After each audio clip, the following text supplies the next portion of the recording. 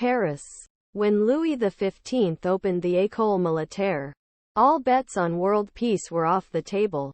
After nearly 3 centuries of wars and the West's gamble of more than $200 billion on Ukraine defeating Russia, the military academy that once trained Napoleon last week opened 100 military, political, financial. It brought together academic and business leaders to specifically play out what happens next.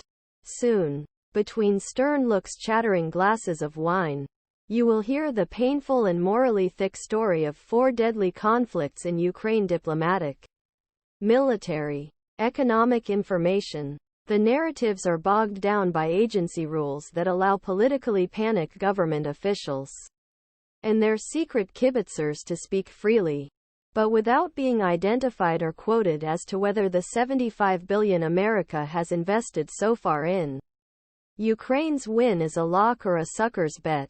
Taylor Swift is now the only person with enough power to make Ukraine's victory a global priority. Taylor Swift? My daughter said she could help, said a diplomat outside the quote-unquote zone, wondering if the pop star could spin a few tunes against Vladimir Putin with her 519 million Swifties. At first glance, the odds don't look good. War is an expensive rhetorical exercise. Now this has turned into an expensive crisis, triggering a global economic disaster and the need to immediately launch NATO airpower against Russian forces in Ukraine. But for more than 105,000 Baptists in Ukraine visit America, influence evangelical Christians and persuade MAGA Republican lawmakers to pay a significant portion of the $750 billion minimum needed. Defeat Russia militarily, begin rebuilding the country. It's not too late yet. Baptists? Tennessee Congressman Steve Cohen told the Daily Beast that enlisting Baptists was a sensible strategy.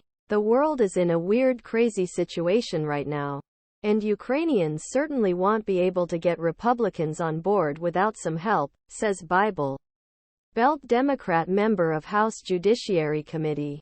Evangelicals may be the only way to educate more Americans. As a matter of fact, 2 days before delegates arrived in Paris, the U.S. Senate said that no decision could be made on supporting bill that provides for an additional $64 billion to Ukraine. There is no magic funding source to meet this moment, said Shalonda Young, director of the White House Office of Management and Budget.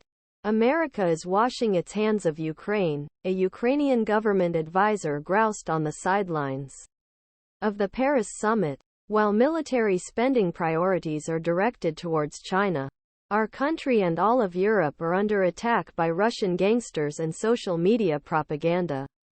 We are devastated. Absolutely devastated. And conference attendees were not privately coy about what would happen next year if voters send back twice impeached Republican presidential candidate Donald Trump for another performance in the Oval Office. Trump's absolute guarantees that he will imprison